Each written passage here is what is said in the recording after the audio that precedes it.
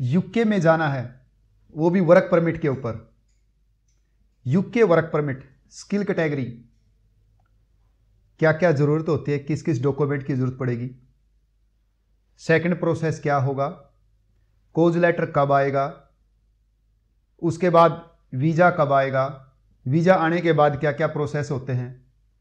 इस तरह की अगर आपका कोई डाउट है या आप यूके जाने की सोच रहे हो, आज आपको यूके के कंप्लीट प्रोसेस के बारे में बताऊंगा नहीं, आपको दिखाऊं भीगा, one by one, step by step, कि अगर आपको यूके जाना, आपने ठान ही लिया कि यस यूके जाना है, खुद भी जाना है, फैमिली के साथ भी फैमिली को लेकर भी जाना है, बच्चों को लेकर भी जाना है, तो ये जो डिस्कस करेंगे ये सारा आज आपके और मेरे बीच की कन्वर्सेशन में कंप्लीट हो जाएगा। सो दोस्तों, आपका दोस्त रविंद्र एक बार फिर आप सभी के साथ बात करते हैं स्टेप बाय स्टेप कि फाइल कब आएगी, कब आपका मेडिकल होगा, कब आपको पीसीसी की जरूरत पड़ेगी, कब आपका इंटरव्यू होगा, कब आपका कोज लेटर आएगा, कैसे आप एप्लीकेशन करेंगे, वीएफएस की अपॉइंटमेंट कैसे मिलेगी, उसके बाद वीज़ा कितने दिन में आएगा। तो ये सारा प्रोसेस आज आपकी और मेरी कन्वर्सेशन में कंप्लीट हो जाएगा। तो दोस्तों, आज प्रैक्टिकल करते हैं, किसी एक कैंडिडेट की प्रोफाइल उठाते हैं, वन बाय वन उसका प्रोसेस कैसे हुआ, वीज़ा कैसे आया, वो सारा वन बाय वन एक कैंडिडेट के डॉक्यूमेंट के साथ आपको दिखाऊंगा। तो स्टार्ट करते हैं। सबसे पहले ये एक लड़की है उर्वशी, फतेहाबाद रतिया से। इसका पासपोर्ट जो सबसे इंपॉर्टेंट डॉक्यूमेंट है, हाँ ये हो कि पासपोर्ट आप देखिए थोड़ी सी एक्सपायरी डेट उसकी नज़दीक न हो, कि उसका 6 महीने या 1 साल बचा हुआ हो। उसके बाद डिग्री, कोई भी बैचलर डिग्री हो उसके पास। अगर उसको केयर होम में जाना है, लाइक ये लड़की केयर होम में अभी जा रही है जिसका वीज़ा है, तो इसके पास कोई सर्टिफिकेट हो केयर होम का, ये एक हॉस्पिटल में उन्होंने काम किया था उसका एक सर्टिफिकेट है। ये जो प्रोफाइल है, ये जो प्रोफाइल मैंने आपको दिखाई है उर्वशी फतेहाबाद रतिया से, इसकी प्रोफाइल 4 जनवरी को हमारे पास आई थी। जब 4 जनवरी को इसकी प्रोफाइल आई तो कुछ डॉक्यूमेंट की कमी होती है, आपको पता है कई बार एप्लीकेंट को पता नहीं होता क्या क्या डॉक्यूमेंट इसमें लगाने हैं। तो सबसे पहली जो कमी थी इसकी वो थी पीसीसी की। तो 4 तारीख को जब इसकी पीसीसी अप्लाई की डॉक्यूमेंट आने के बाद, तो लगभग 24 जनवरी तक, 4 जनवरी से लेकर 24 जनवरी, क्योंकि जो पीसीसी बनती है पासपोर्ट ऑफिस वाली, ये ध्यान रखिएगा यूके में आपका कंसल्टेंट, मुझे नहीं पता लोग कैसे काम कर रहे हैं, बट पासपोर्ट ऑफिस वाली ही पीसीसी दें आप अपनी, चाहे आपको वो बोले कि मेरी एसपी वाली लगाए, नहीं, आप पासपोर्ट वाली पीसीसी दें। इस तरह की पीसीसी आएगी आपकी पासपोर्ट की, प्लस उसको अपोस्टाइल करवाएं मिनिस्ट्री ऑफ एक्सटर्नल अफेयर से। 24 तारीख को उनकी पीसीसी कंप्लीट हुई, डॉक्यूमेंट कंप्लीट हो गए। उसके बाद एम्प्लॉयर से बात हुई कि डॉक्यूमेंट कंप्लीट हैं, अब इंटरव्यू। इसके साथ साथ उर्वशी की पूरी तैयारी करवाई जा रही थी, प्रॉपर ऑफिस से जो स्पेशल पर्सन है वो हर रोज उनके इंटरव्यू की प्रिपरेशन करवाते थे। 20-30 जितने भी क्वेश्चन है, क्वेश्चन आंसर, क्या क्या चीजें पूछी जाती है इंटरव्यू में, उसकी तैयारी हुई स्पेशल। तो जो एम्प्लॉयर था यूके में, जो ब्रिटिश कंपनी थी, उन्होंने उसको 29 तारीख को फाइनल किया कि 29 तारीख को आपका इंटरव्यू लेंगे। और 29 तारीख को जब इंटरव्यू हुआ मॉर्निंग में, इंडिया के लगभग 1:30 पर, क्योंकि आपको पता है 4-5 घंटे का डिफरेंस यूके में, इवनिंग में ही उन्होंने रिजल्ट दे दिया कि यू आर पास, मतलब आप पास हो गए हैं, आपका कोज लेटर का डिटेल भेज दी गई है। और इसके साथ साथ जब हमने 2 दिन वेट किया 29 के बाद, इन बिटवीन उर्वशी की हमने ट्यूबरकुलोसिस, टीबी, जिसमें आपको पता है मेडिकल टेस्ट होता है यूके में, उसके मेडिकल की अपॉइंटमेंट भी हमने ले रखी थी साथ के साथ। उसका मेडिकल भी क्लियर होके आ गया था। चंडीगढ़ एड्रेस है उसका, आप भी किसी को करवाना हो तो कोई दिक्कत नहीं, आप फ़ोन करेंगे और आपकी नेक्स्ट डेट की बुक हो जाती है, वहाँ पर आप अपना जाके मेडिकल करवा सकते हैं। मेडिकल जब करवाने जाएं तो आप अपने सारे डॉक्यूमेंट लेके जाएं, और मेडिकल में वो एड्रेस भरा जाता है जिस जगह पे आप यूके में जा रहे हैं, तो आप अपने कंसल्टेंट से वो एड्रेस भी लीजिए। वो एड्रेस हमने इनको पहले दे दिया था कि मैडम जाइए और यहाँ करवा लीजिए। ये sector national medical and diagnose centre है, ये चंडीगढ़ में। गुरमोहन एस संधू एमडी हैं डॉक्टर, आप वहाँ पे जाके अपना करवा सकते हैं, राइट। उसके बाद ये यूके के पैनल पर होते हैं, यूके एम्बेसी के पैनल पर होते हैं डॉक्टर जो आपका मेडिकल करते हैं। जब 29 को इसका इंटरव्यू क्लियर हुआ तो सारे खुश थे हम। उसके बाद 31 तारीख को ऐसा एक कोज लेटर आता है, ये 3 पेज का एक कोज लेटर है। इसमें tyre and category skill worker new hiring 31 जनवरी को आया 2024 को।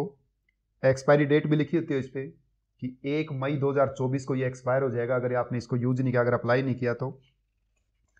और इसमें लिखा हुआ है senior care worker, job title 6146 senior care worker, और बहुत सारी इसमें डिस्क्रिप्शन लिखा होता है जॉब का, क्या क्या आपको मिलेगा, बहुत सारी चीज़ें हैं। साथ में सैलरी लिखी होती है, gross salary in pound, skill worker only, excluding any allowance and guaranteed bonus, all other routes including an allowance and guarantee bonus 21,294 ये इसको सालाना मिलता है। तो ये कोज लेटर आता है, 31 तारीख को इसका कोज लेटर आया। उसके बाद फाइल कंप्लीट हो गई। 31 तारीख को कोज लेटर आने के बाद ऑल आर हैप्पी। इसकी VFS की अपॉइंटमेंट लेनी स्टार्ट की हमने, फॉर्म फिलअप किया। 10 तारीख को फॉर्म फिलअप करके रेडी हो गया था। पहले वीज़ा की फ़ीस कटती, जब आप यूके की वेबसाइट के यूके वीज़ा एंड इमिग्रेशन की वेबसाइट के ऊपर इनके नाम से ही लॉगिन किया गया, इनके नाम की मेल आईडी बनाई गई उर्वशी नाम से। और जब फॉर्म फिलअप करते हैं तो सबसे पहले वीज़ा की फ़ीस कटती है, लगभग वो 59,000 रुपये, राउंड फिगर ले लेते हैं, 60,000 रुपये फ़ीस कटी एक कैंडिडेट की। उसके बाद जब वीज़ा एप्लीकेशन के लिए गए, जिसमें 3 तरह की प्रायोरिटीज सर्विस होती है, like standard, priority and super priority, तो इन्होंने प्रायोरिटी बेस लिया जिसकी फ़ीस 55,000 रुपये और लगी।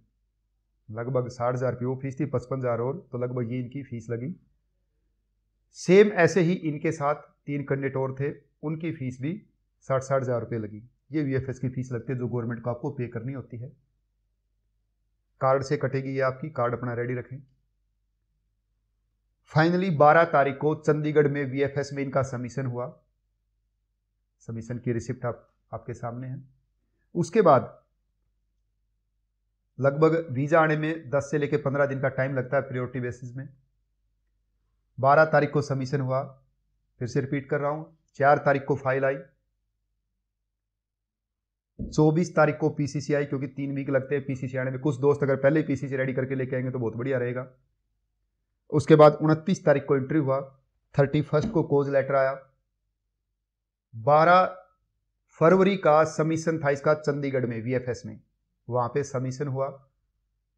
और 19 फरवरी को फाइनली उर्वशी को मेल आ गई, your application for United kingdom UK visa has been successfully. तो कॉन्ग्रेचुलेशन उर्वशी। इसके साथ साथ मतलब आप डेज काउंट कर सकते हैं कितने दिन में UK का वीजा मिलता है। इसके साथ साथ कुछ और लोग भी थे, फिर तो बहुत सारे हो जाएंगे ऐसे बताने में। तो मनीष कुमार, इनको भी सेम प्रोसेस में डाला गया था। पलक, इनको भी सेम प्रोसेस में डाला गया था। आर्यन गही सेम प्रोसेस में। सबका वीज़ा 19 तारीख को हमें रिसीव हो गया और 23 तारीख को इसके हमें पासपोर्ट रिसीव हो गए। सबके पासपोर्ट आप देख सकते हैं। तो ये एक स्टार्टिंग से लेके लास्ट तक का प्रोसेस था।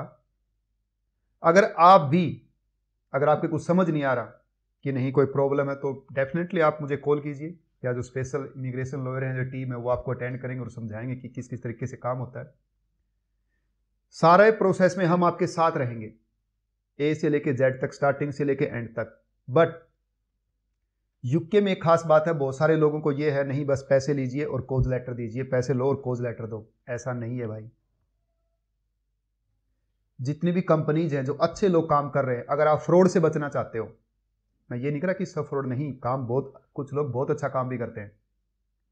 ब्रिटिश, जो मेरे 3-4 जानकार हैं जो एम्प्लॉयर हैं, वो सारी ब्रिटिश कंपनियां हैं, काफ़ी सालों से काम कर रहे हैं, बड़े बड़े केयर होम्स हैं उनके, एक नहीं 3-3, 4-4 केयर होम्स हैं। उनका एक ही कहना है कि रवि, हमें जो क्लाइंट चाहिए, जो कैंडिडेट चाहिए, पहली बात उसकी स्पोकन अच्छी हो, इंग्लिश अच्छी हो। हम, क्योंकि हमारे पास जो यहाँ केयर होम में ओल्ड एज हैं या किड्स हैं, बच्चे हैं, वो ना तो हिंदी जानते, ना हरियाणवी जानते, ना पंजाबी जानते, कोई भी लैंग्वेज, वो सिर्फ इंग्लिश को छोड़ के कोई लैंग्वेज नहीं जानते। तो जो कैंडिडेट उनकी केयर करने आ रहा है, चाहे वो बुजुर्गों की, ओल्ड हो, लेडीज, जो भी जिनकी केयर करने आ रहे हैं वो इंग्लिश में ही बात करेंगे, तो आपके कैंडिडेट को इंग्लिश आनी चाहिए। तो मेरी आप सभी से रिक्वेस्ट है, अगर आप कम्युनिकेशन कर सकते हैं तो आप अप्लाई कीजिए। इंटरव्यू हमें नहीं देना, इंटरव्यू आपने देना है। अगर जो मेन एप्लीकेंट है आपकी वाइफ है, आपको पता है वाइफ के साथ तो हस्बैंड भी जा सकते हैं, बच्चे भी जा सकते हैं, 11 मार्च तक का ये ऑप्शन है। तो इंटरव्यू आपने देना है, इंटरव्यू की प्रिपरेशन हम करवाएंगे आपकी पूरी। हर रोज आप 1 घंटा कहेंगे, 2 घंटा कहेंगे, पूरी तैयारी करवाएंगे आपकी। आपको क्वेश्चन आंसर देंगे, बहुत सारी वीडियो देंगे आपको,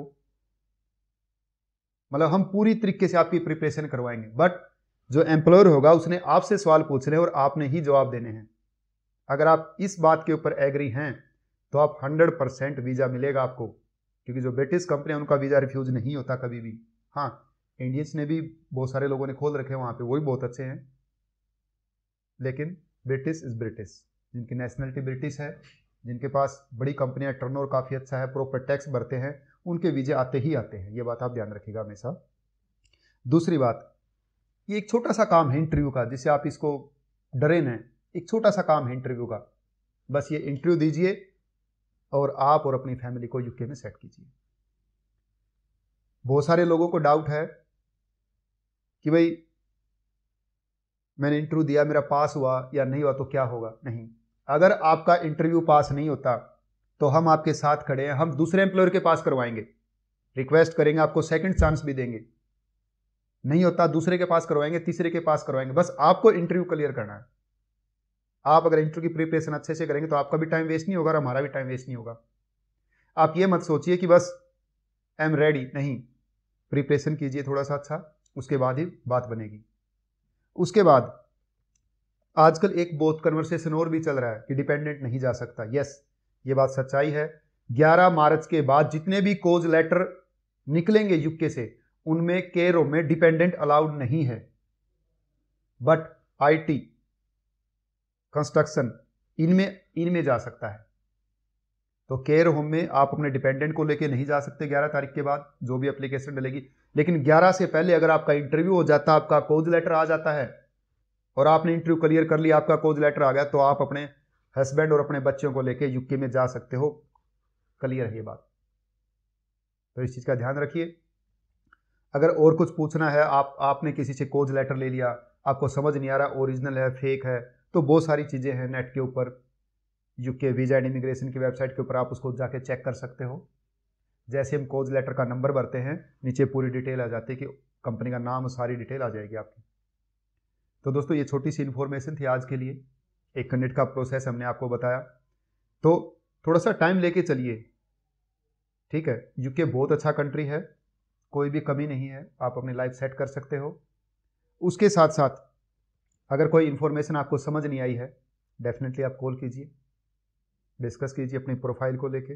हाँ, इसमें बहुत सारे दोस्तों को ये रहता है कि मैंने पीटी कर लिया, आइल्स कर लिया, तो अगर आप इसमें आइल्स कर रहे हैं तो जीटी कीजिए, जीटी आइल्स यूके वीआई, उसमें स्पेशल नंबर होता है यूके वीआई का। और अगर पीटी कर रहे हैं, पीटी यूके वीआई कर रहे हैं, तो नोट लेस देन 43 नंबर चाहिए, इस बात का ध्यान रखेंगे आप। और कुछ नॉलेज जरूर होनी चाहिए, क्योंकि आप केयर होम में जा रहे हैं, कितना बॉडी टेम्परेचर होता है, इस तरह की नॉलेज आपको होनी चाहिए। तो दोस्तों, आज की ये वीडियो थी, उम्मीद करता हूँ कि बहुत सारी चीज़ें क्लियर हो गई होंगी, राइट। अगर कुछ समझ नहीं आया तो फ़ोन कर सकते हैं। हाँ, इस तरह की जो इन्फॉर्मेशन है बार बार अपन डिस्कस करते रहेंगे। आपसे कोई इन्फॉर्मेशन छूट ना जाए तो आपके दोस्त के चैनल को सब्सक्राइब कीजिए, और मिलते हैं नेक्स्ट वीडियो में। Thank you very much.